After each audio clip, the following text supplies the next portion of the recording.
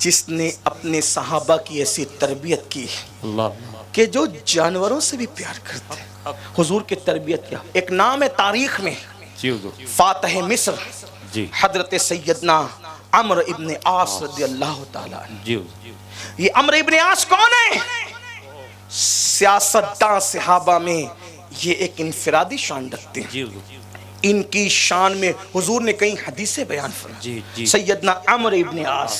جی. حالانکہ آج کل کے وہ چھوکرے جی جن کو عمرو کا صحیح نام لینے کا بھی شعور نہیں ہے جی جی وہ حضرت عمرو کی کردار پہ انگلیاں رکھتے ہیں. میں نے کہا اپنے ایمان کی خبر لو بہت خوب اور اصحاب رسول کے حوالے سے تھوڑا ہوش کے ناخون لو. بہت اچھا ہے. اللہ کے رسول صلی اللہ علیہ وآلہ وسلم نے فرمایا جو میرے صحابہ پہ تبرہ کرے گا اللہ نہ اس کا فرض قبول کرے گا نہ نفل قبول کرے گا. اس لیے ذرا ہوش سے. اور عمرو ابن عاص ہے کون؟ تھوڑی توجہ فرما لیں.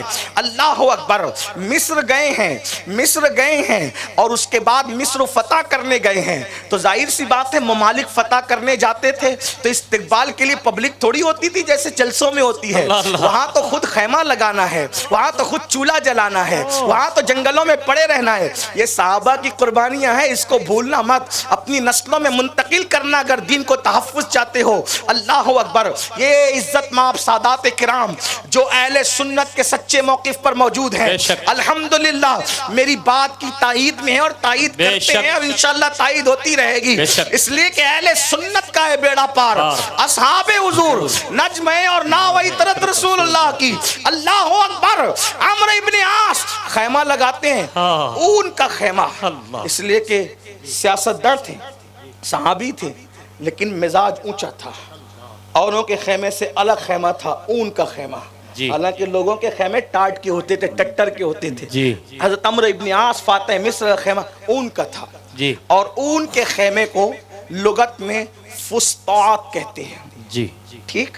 خیمہ آپ دیکھیں گے فسطاط یہ خیمے کو, اور وہ بھی عام طور پہ ہر خیمے کو کہتے ہیں لیکن خاص طور پہ اون کے خیمے کو عربی میں فسطاط کہتے ہیں. آپ مصر کے لیے لڑتے رہے, ایک دن, 2 دن, ہفتہ, 2 ہفتہ, 5 ہفتہ, 10 ہفتہ, جب وقت بڑھتا چلا گیا تو ایک کبوتری نے حضرت عمرو ابن عاص کے خیمے میں گھونسلہ بنا لیا. اللہ توجہ کریں. جی جی رسول اللہ کے شاگرد اور تربیت یافتہ لوگوں کا انداز کیا تھا. خیمے میں کئی دن گزرے تو کبوتری نے گھونسلہ بنا لیا, اس میں انڈے دے دیے. مصر فتح ہو گیا. اب خیمے میں رہنے کی ضرورت ختم ہو گئی. امیر المومنین کا حکم آیا مصر فتح ہوا, خیمے اٹھا لو. امیر لشکر حضرت عمرو ابن عاص نے کہا خیمے اٹھا لو. سب کے خیمے اٹھ گئے. کسی نے کہا امیر آپ کا خیمہ, کا یہ نہیں اٹھے گا. توجہ کریں. جی جی جی کیا رحمت للعالمین کی تعلیم ہے. یہ نہیں اٹھے گا. کیوں؟ اتنا قیمتی خیمہ چھوڑ کے جائیں گے؟ کہا بالکل چھوڑ کے جائیں گے. وجہ کہا اس میں کبوتری نے گھونسلہ بنا کر انڈا دیا ہے. اگر ہم اپنا خیمہ اٹھا لیں گے تو ایک کبوتر کا گھونسلہ اجڑ جائے گا, اس کے انڈے ٹوٹ جائیں گے, ایک کبوتری کا گھر اجڑے گا. ہم قیامت میں اللہ کو جواب کیا دیں گے؟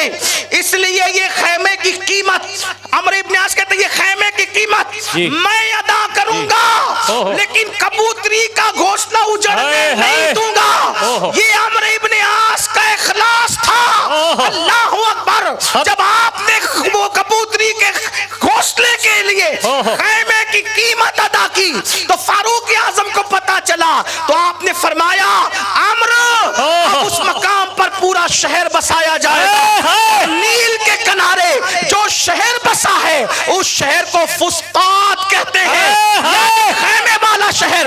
مجھے بتاؤ یہ نبی کے اصحاب تربیت یافتہ ہے جو کبوتری کے گھونسلے کو اجڑنے سے بچانے کے لیے اتنے قیمتی خیمے چھوڑ دیتے ہیں. جب کبوتروں سے اتنا پیار ہے تو عام انسانوں سے کتنا پیار ہوگا, اللہ کے بندوں سے کتنا پیار ہوگا. اور ان کے دلوں میں مخلوق سے اتنا پیار ہے تو جنہوں نے ان کو سوارا ہے اس محمد الرسول اللہ کی رحمت للعالمین کی شان کیا ہوگی.